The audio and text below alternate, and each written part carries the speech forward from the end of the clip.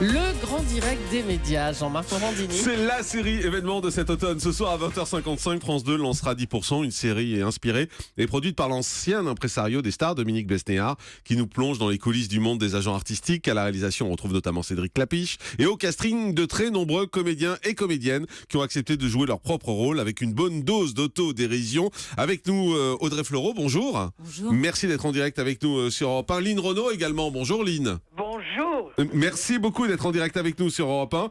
Et puis on est également avec Fanny Herrero, qui est la scénariste et créatrice de la série. Bonjour. Bonjour. Alors, on va commencer avec vous, forcément, Fanny.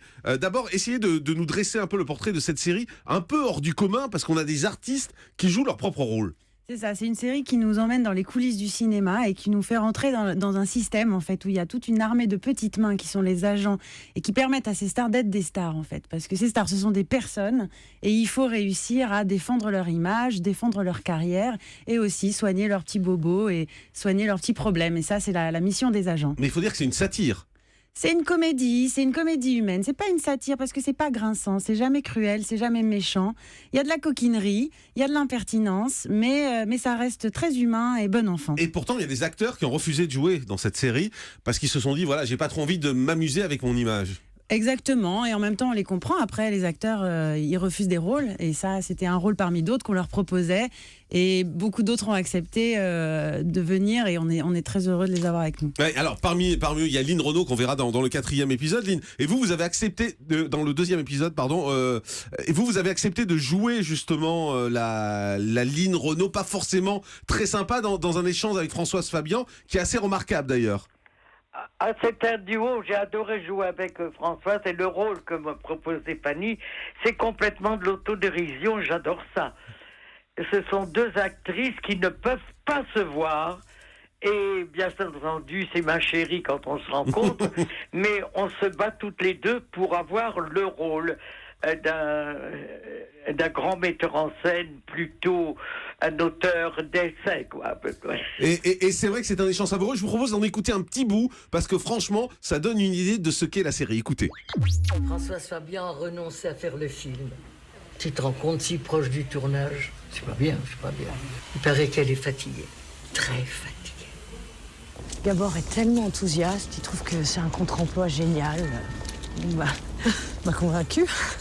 Ah mais c'est formidable. Elle est si rare au cinéma. Ça s'appelle comment son dernier film déjà? Ah oui, les ch'tis. Quel âge elle a? Oh là, je sais pas. Écoute, à son dernier anniversaire, les bougies ont coûté plus cher que le gâteau. Bon, quelle grande actrice quand même. Ah ça oui, grande actrice. Voilà, Lynn Renaud. C'est vraiment comme ça, honnêtement. Ce monde-là, il est vraiment comme ça. Oh, écoutez, c'est très drôle, parce que je revois la scène. Non, mais les actrices et les acteurs ont joué le jeu, et c'est extraordinaire, parce que ça donne une série tout à fait différente, tellement rythmée, élégante, comme vient de dire Fanny, jamais méchante, et aussi très, très, très moderne, parce que c'est l'habit de maintenant, tous les jeunes, c'est extraordinaire, j'adorais jouer ça. Ouais, effectivement, on sent qu'il y a beaucoup de plaisir. Audrey Fleurot, cet univers qui est décrit comme un univers assez dur finalement, un univers très faux cul, c'est celui que vous avez découvert quand vous êtes arrivé dans ce métier?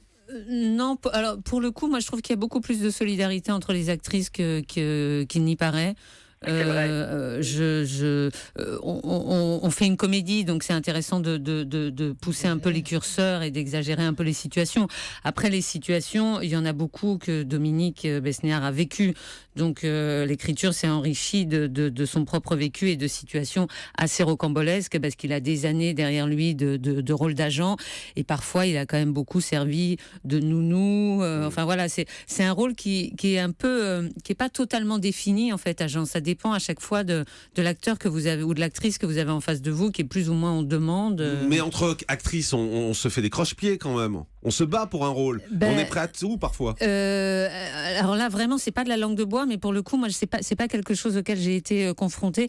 Après, moi, je suis très fière, hein, donc si on ne veut pas de moi, on veut pas de moi, il y a pas de problème. Ah oui, vous Mais vous je battez vais pas pour un rôle. Non, je suis trop fière pour me battre pour un rôle. Après, je pense qu'il y a de tout, mais non, en tout cas, moi, de mon vécu, je trouve qu'il y a quand même plus de solidarité qu'on ne le pense. Et dans la série, vous faites passer votre vie de famille avant, hein, dans votre personnage. En fait. Ouais, elle est totalement débordée. Elle a mis sa carrière un peu entre parenthèses parce qu'elle a eu 2 enfants coup sur coup. Elle a un mari qui fait des documentaires au bout du monde, donc qui n'est pas là, et elle a des gros problèmes d'impôts. Lynn Renaud, vous vous battez encore aujourd'hui pour des rôles parce que vous devez crouler sous les propositions au fond. Vous êtes dans la position de la personne qui choisit plutôt, non ? Je suis un peu comme Audrey. Dans tout le long de la carrière, j'ai jamais eu le problème de me battre avec une de mes amies actrices. Bon, le choix est fait, c'était comme ça. Et une certaine philosophie. Quand quelque chose que vous voulez vraiment et qui ne se fait pas, eh bien, je suis fataliste parce que c'est toujours pour quelque chose de mieux après qu'on ne sait pas pour le moment. Voilà. Ouais, c'est quelque chose, c'est un mauvais pour un bon finalement. Oui. Et Cécile de France qui fait alors face au problème de l'âge, elle n'a que 40 ans et elle ne peut pas faire le rôle qu'elle attendait dans un Tarantino parce qu'elle a 40 ans. Alors il y a le problème de l'âge chez l'acteur ou l'actrice. Voilà. Et plus chez l'actrice que chez l'acteur, non ? Plus chez l'actrice que chez l'acteur. Quoique les acteurs vont de temps en temps chez le chirurgien esthétique aussi. Vous avez des noms, Lynn ? Vous avez des noms ? Audrey Fleurot, l'âge, c'est un problème pour vous ? Vous le redoutez, justement ? Je le redoute comme n'importe quelle femme, hein, je pense. Mais en tant qu'actrice, en tout cas. En tant qu'actrice, le truc, c'est que moi, j'ai essayé d'aller vers des rôles assez différents et de pas construire une carrière entre parenthèses sur mon physique. Je pense que c'est très compliqué quand vous avez été adulé pour votre beauté. Je pense que c'est un peu un poison, c'est-à-dire que comment voulez-vous sur la durée, je pense qu'il vaut mieux. En tout cas, il faut pas avoir peur d'aller même un peu tôt vers des rôles de mère. Il y a aussi des actrices qui ont repoussé ce moment d'aller vers des rôles de mère. Moi, je pense qu'on peut pas jouer la jeune première éternellement. Donc, je pense qu'il faut juste élargir un peu son champ de possible et pas non plus trop s'accrocher à... Et vous vous dites dans 15 ans, 20 ans, la chirurgie esthétique ? Le changement de sexe même, j'ai envie de dire. C'est plus à 50 ans, quand vous êtes un homme, vous pouvez démarrer une carrière. C'est ça la solution. Moi j'envisage ça. Fanny Herrero. Non, je voulais rajouter que l'humour, je pense que ça aide beaucoup pour une actrice très belle, justement, à ne pas être complètement emprisonnée dans sa beauté. Et Audrey l'a très bien fait dans 10%.